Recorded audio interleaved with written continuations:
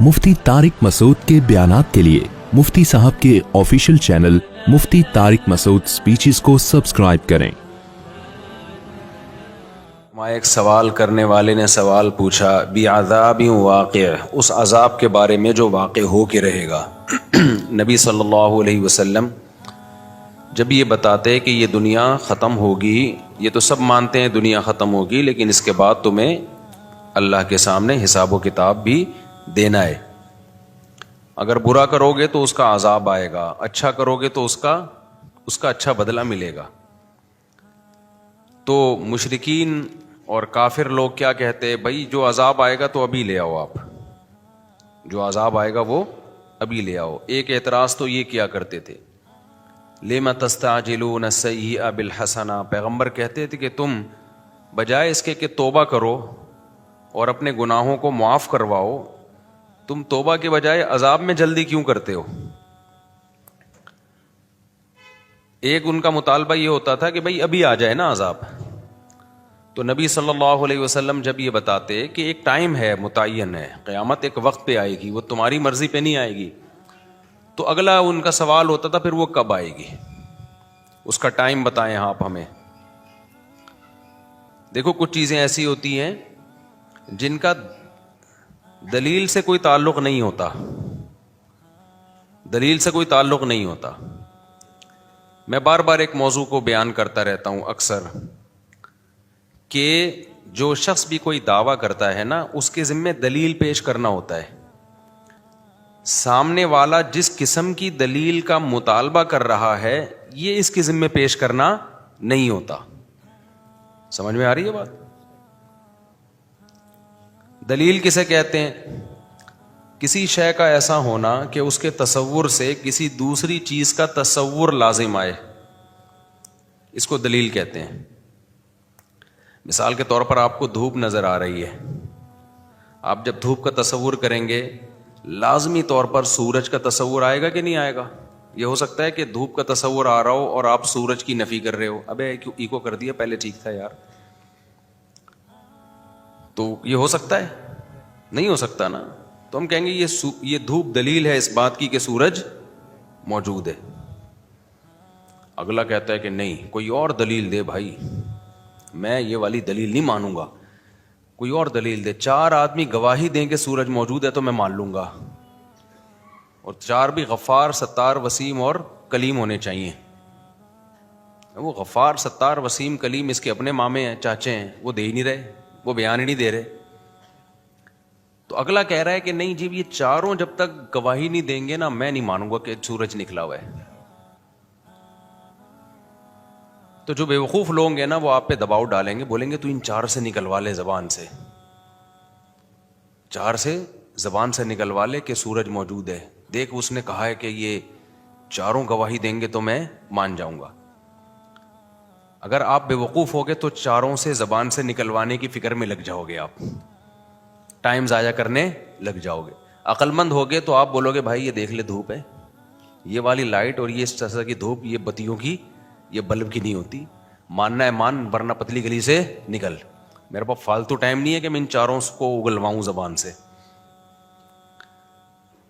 ये तो प्लान मालूम, एक प्लान होता है कि पहले से प्लान किया हुआ है कि इन चारों से ये उगलवा नहीं जाएगा। तो आज बहुत सारे बातिल फिरके जो है ना, गैर मुस्लिम भी, वो कह रहे होते हैं हमसे हमारी मर्जी की दलील दो, जो हम कह रहे हैं इस्लाम के बरहक होने की, पैगंबर के बरहक होने की, या जिन मसाइल को तुम फॉलो करते हो उनके बरहक होने की। जो दलील हम मांग रहे हैं वो दो। गैर मुस्लिम क्या दलील मांगता है? जो मुशरिकीन दलील मांगते थे, भाई क़यामत कब कायम होगी। आपको चूंकि क़यामत का टाइम नहीं पता, इसकी अलामत है कि क़यामत आएगी ही नहीं। बे भाई, किसी चीज का टाइम पता ना होना, ये इसकी अलामत कब से हो गई कि ये चीज ही नहीं है। ऐसा मुमकिन है एक चीज ने होना हो लेकिन हमें उसका वक्त मालूम ना हो। मुझे पता है मैं कब मरूंगा, आपको पता है आप कब मरोगे? बोलो ना। अब कोई डॉक्टर आपसे कहे कि यार एक ना एक दिन आप मरोगे, आप कहो डॉक्टर साहब क्या दलील है इसकी कि मैं एक दिन मरूंगा? डॉक्टर साहब कह रहे हैं जी इसकी दलील ये है कि आज तक कोई बचा है नहीं। तो तू जो है कोई सर्टिफिकेट लेकर आया है क्या? یا تو کوئی اللہ کا خاص لاڈلا ہے؟ تو یہی دلیل ہے، سب مرتے ہیں تو بھائی تو بھی مرے گا. آپ کہیں اچھا پھر کب مروں گا یہ بتاؤ. ڈاکٹر کہ یہ تو میں نہیں بتا سکتا. آپ کہیں ڈاکٹر صاحب جب تک آپ یہ نہیں بتاؤ گے نا میں کب مروں گا، میں آپ کو سمجھوں گا کہ آپ جھوٹ بول رہے ہو، آپ کے پاس کوئی دلیل نہیں ہے. تو ڈاکٹر اگر عقل مند ہوگا بولے گا بھائی نکل پتلی گلی سے، ٹائم میرا ضائع مت کر. میں نے دلیل دے دی ہے کہ اربوں کھربوں لوگ دنیا میں آئے ہیں، ایک بھی نہیں بچا. تو کیا الگ سے سافٹ ویئر اپڈیٹ کروا کے آیا ہے اپنے؟ کیا ہے اینٹی وائرس ڈلوایا تو نے کیا؟ تو یہ دلیل کافی ہے.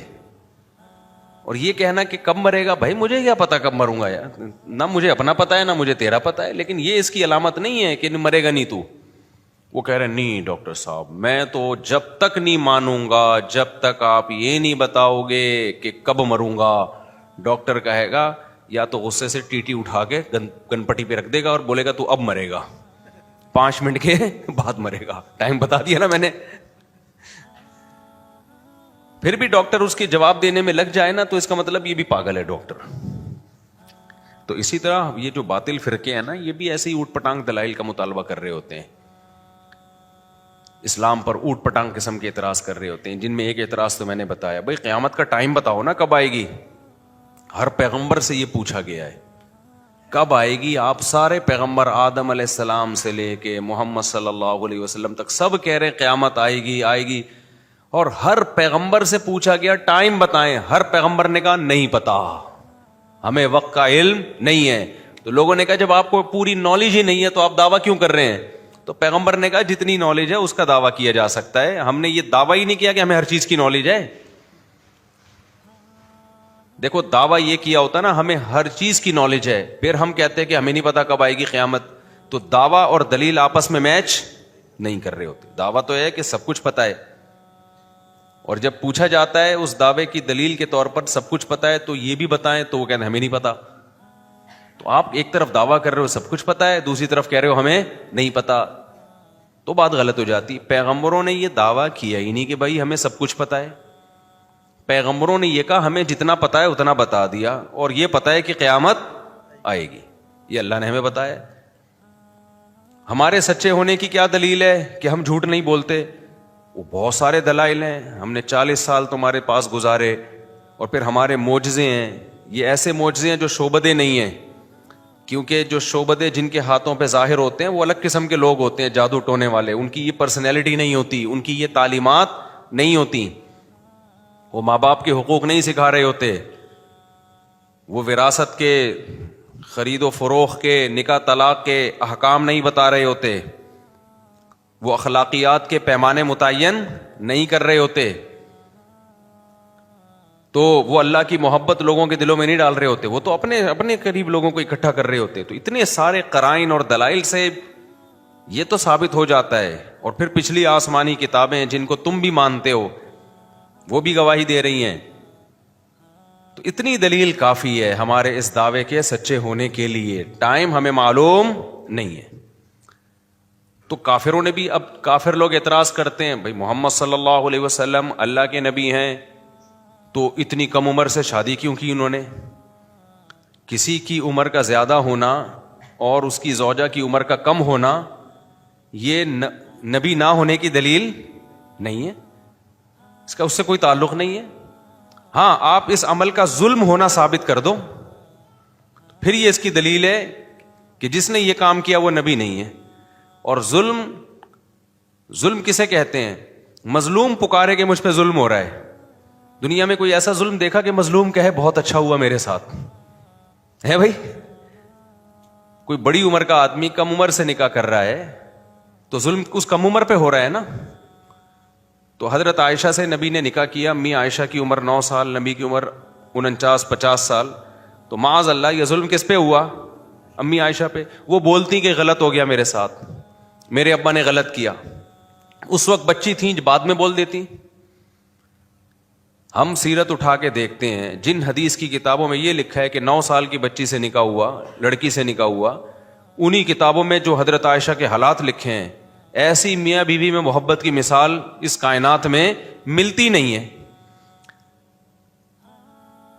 تو پیغمبر سے ظلم کا صدور یہ ممکن نہیں ہے، لیکن ظلم کی ڈیفینیشن وہ نہیں ہے جو آپ کہیں اور ہم پہن لیں. ظلم کی ڈیفینیشن وہ ہے جو ساری دنیا میں متفقن علیہ ہے، جن میں سب سے پہلی شرط یہ کہ مظلوم کہے مجھ پر ظلم ہو رہا ہے، مظلوم کو اس پہ اعتراض ہو. جب مظلوم خوش ہے اس کا مطلب یہ مظلوم. دیکھو اس کی ایک مثال دوں، کھلاڑیوں کے بلے کروڑوں روپے میں بکتے ہیں، کیا خیال ہے بھائی؟ یہ جاوید میاں داد کا بلہ ہے، اس نے آخری بال پہ چھکا مارا تھا نا ایک دفعہ شارجہ میں، ہم چھوٹے تھے اس وقت. آخری بال پہ کیا مارا تھا؟ چھکا. وہ بلہ پتہ نہیں کروڑوں میں بکا ہے میرا خیال ہے. اب ایک آدمی جس کو جاوید میاں داد سے کوئی عقیدت نہیں، چھکے چوکوں سے کوئی دلچسپی نہیں ہے، اس کو کرکٹ سے بھی میرے جیسا آدمی کو کوئی دلچسپی نہیں ہے،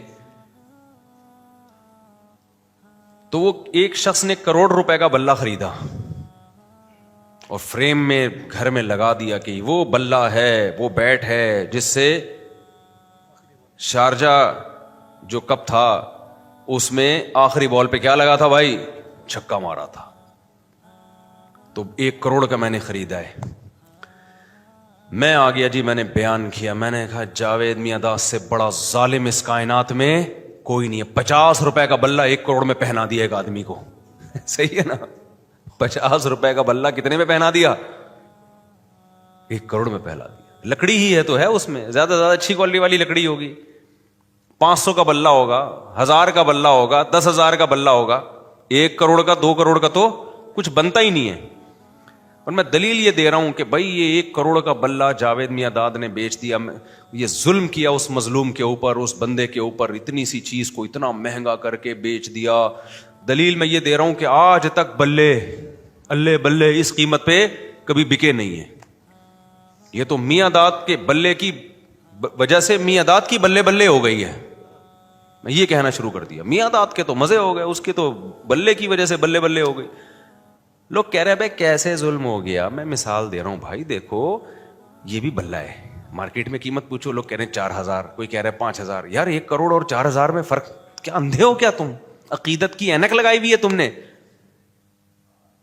میں جتنی مرضی تقریریں کروں، عقل مند کہے گا بھائی جس پہ ظلم ہوا ہے ذرا اس سے جا کے انٹرویو لیتے ہیں.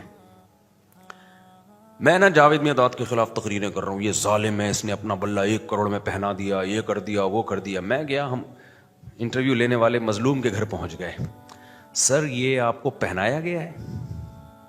پہنانا سمجھتے ہیں نا کراچی کی اصطلاح.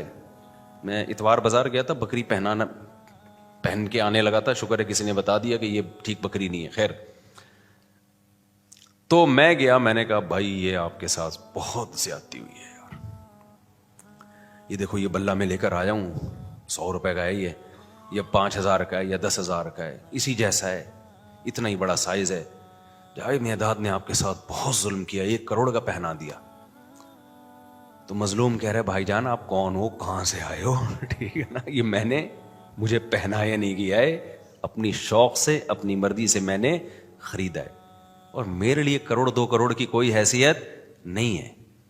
اور 30 کروڑ تو ابھی لگ رہے ہیں اس کے، میں دے نہیں رہا کیونکہ تاریخی بلہ ہے، ہماری نسلوں میں چلے گا. تو کیس فوراً خارج ہو جانا چاہیے نا ایسے موقع پہ. میں کہوں یار جب یہ خوش ہے، یا تو یہ بے وقوف بنا، وہ میاں داد کا بلہ ہی نہیں تھا، وہ کوئی اور بلہ تھا میاں داد کا کہہ کے اس کو پہنا دیا. لیکن بلہ بھی میاں داد کا ہے اور اس کو بھی یقین ہے کہ اسی کا بلہ ہے. چلو اس وقت اگر اس کے ساتھ دھوکا ہوا تھا تو اب اس کو کانفیڈنس ہے کہ بھائی نہیں بالکل وہی بلہ ہے. تو میں کیا کہوں گا بھائی عقیدت کی بات ہے یار، آپ کو اگر اسی سے عقیدت ہے تو اس میں کوئی حرج نہیں ہے. اور پھر وہ اگلا یہ بھی کہتا ہے کہ یار میاں داد کے لیے 1 کروڑ 2 کروڑ کی کوئی ویلیو نہیں ہے، اس کو تو یہ 1 کروڑ 2 کروڑ کی اس کی نظر میں کوئی ویلیو نہیں ہے، وہ تو ویسے ہی کما لے اتنے پیسے، 2-4 چھکے اور لگائے گا تو 8-10 کروڑ ویسے ہی کما لے گا. وہ کھلاڑی کے پاس تو بہت پیسہ ہوتا ہے نا، تو یہ اس کا مجھ پر احسان ہے کہ مجھے بیچ دیا اس نے، ورنہ کسٹمر تو بہت تھے. یہی بات ہے بھائی، یہ جو کہتے ہیں ظلم کیا ظلم کیا، سیدہ عائشہ سے پوچھو کیا آپ پہ ظلم ہوا؟ وہ کہیں گی بھائی پیغمبر کے پاس رشتوں کی کمی نہیں تھی، پیغمبر ہیں، جو ان کو پیغمبر مان رہے ہیں ان کے لیے تو بڑی ویلیو ہے. جیسے جو کرکٹ کو کرکٹ مانتا ہے اور اس میں دلچسپی لیتا ہے, اس کے لیے تو 1 کروڑ بھی سستے ہیں. میرے جیسے کے لیے 50 روپے میں بھی اس کی کوئی ویلیو نہیں ہے, میرے جیسے کے لیے نہیں ہے. تو جو پیغمبر کو پیغمبر مانتے ہیں, امی عائشہ تو مانتی تھی یہ اللہ کے پیغمبر ہیں, ابو بکر تو مانتے تھے یہ اللہ کے پیغمبر ہیں, ان کے لیے تو بھائی پیغمبر کا احسان ہے کہ امی عائشہ سے نکاح کیا انہوں نے. آپ کے لیے رشتوں کی کمی بولو نہیں تھی. آپ کے لیے کون سی کمی تھی رشتوں کی؟ یہ تو ان کا نبی کا احسان ہے. لیکن جو پیغمبر کو پیغمبر نہیں مانتے وہ بولتے رہیں گے ظلم ہو گیا, یہ ہو گیا, فلانا ہو گیا, ڈمکانا ہو گیا. تو بھائی آپ جس سب سے دنیا میں ایک اصول ہے کہ جس پہ ظلم ہوتا ہے وہ مظلوم مانے کہ مجھ پہ ظلم ہوا ہے. اگر مظلوم ہی نہ مان رہا ہو, وہی کیس کرنے کے لیے تیار نہ ہو, تو دنیا کی کوئی کورٹ بھی اس کیس کو لینے کے لیے تیار نہیں ہوتی. آپ عدالت چلے گئے, آپ نے وکیل ہائر کیا, کیس کیا کہ وسیم نے غفار کے 1 کروڑ روپے چرائے ہیں. وسیم نے کیا کیا؟ غفار کے 1 کروڑ روپے چرائے ہیں. عدالت بلائے گی آپ کو, آپ وسیم ہیں کہ نہیں؟ میں وسیم تو نہیں ہوں. آپ اس کے ماموں ہو؟ نہیں بھائی میں اس کا ماموں بھی نہیں ہوں. تو وسیم نے آپ کو نمائندہ بنایا ہے؟ نہیں بھائی نمائندہ نہیں بنایا. وسیم تو وہ دوسرے محلے میں رہتا ہے, میں اس محلے میں رہتا ہوں. عدالت کہے گی تو جس کے چرائے ہیں وہ آئے نا. کیا خیال ہے بھائی؟ اب آپ گئے وسیم کے پاس, نہیں سوری غفار کے چرائے تھے نا, کس کے چرائے تھے؟ غفار کے چرائے تھے. آپ غفار کے پاس گئے, یار تمہارے پیسے وسیم نے چرائے ہیں, میں کورٹ میں کیس کر رہا ہوں, کورٹ کیس کو نکال رہی ہے. بولی غفار خود آئے نا. تو غفار کہے جب میرے پیسے وسیم نے چرائے ہیں, میں نہیں جا رہا, تو کیوں میری طرف سے بلا وجہ کا نمائندہ بنا؟ میں جانوں اور کون جانے؟ وسیم جانے. تو چھوڑ دے تو مجھے اپنے حال پہ. تو دنیا کی کوئی کورٹ بھی جس پہ ظلم ہوا ہے وہ اگر کیس نہ کرے, تو اللہ یہ کہ ریاست کے خلاف کوئی کام کیا ہو, پھر اس میں ریاست وکیل متعین کرتی ہے کسی کو. دنیا میں کوئی کورٹ بھی ایسا کیس کو نہیں لیتی. تو یہ کیسا کیس ہے غیر مسلموں کا یار, کہ ہم تمہاری کورٹ میں اپنا کیس لے کر جائیں کہ تم سید الانبیاء پہ الزام لگاؤ کہ انہوں نے 9 عمر بچی سے نکاح کیا کم عمر سے, اور ان پہ ظلم ہوا, زیادتی ہوئی, اور جس پہ ہوا ہے وہ کیس کرنے کے لیے تیار نہیں ہے, وہ فخر کر رہی ہیں. اس کا مطلب تمہارا ہیڈک ہے ہی نہیں, یہ ان کا آپس کا معاملہ ہے. یہاں یہ مسئلہ بھی حل ہو گیا کہ لوگ آج کل بہت اعتراض کرتے ہیں, اتنی بڑی عمر کے آدمی نے اتنی چھوٹی لڑکی سے شادی کی, بہت آ رہا ہے آج کل نا. تو وہی کر لی, وہ جانے, وہ آپس کے ان کا معاملہ ہے یار, تمہیں کیا تکلیف ہو رہی ہے؟ بیوقوف بنا کے کیے پھر غلط کیا, اگر بیوقوف نہیں بنائے تو وہ جانے, تم دعا کرو اللہ سیٹ ویٹ بنا دے تمہارا بھی. کوئی کیا خیال ہے بھائی؟ کوئی جل گیا, کسی نے دعا دی, لکھا ہوتا ہے نا رکشے کے پیچھے. رکشوں کے پیچھے جو لکھا ہوتا ہے غور سے پڑھا کریں, بڑی بڑی خاندانی باتیں لکھی ہوتی ہیں ٹرکوں کے پیچھے اور رکشوں کے پیچھے. وہ باتیں جو جاوید چودھری سے آپ نہیں سنو گے, ٹرک کے پیچھے مل جائے گی آپ کو. جو مبشر لقمان اور حسن نثار اور ایسے ایسے صحافیوں سے آپ نہیں سنو گے, وہ آپ کو ٹرک کے پیچھے لکھی ہوئی مل جائیں گی. بڑی موٹیویشن ملتی ہے ان باتوں سے, سمجھ رہے ہو نا. کوئی جل گیا, کسی نے دعا دی, تو دعا دینے والا جلتا نہیں ہے اور برکت ہو جاتی ہے, جلنے والے کیا ہوتے ہیں؟ سوکھتے چلے جاتے ہیں. آپ نماز کے بعد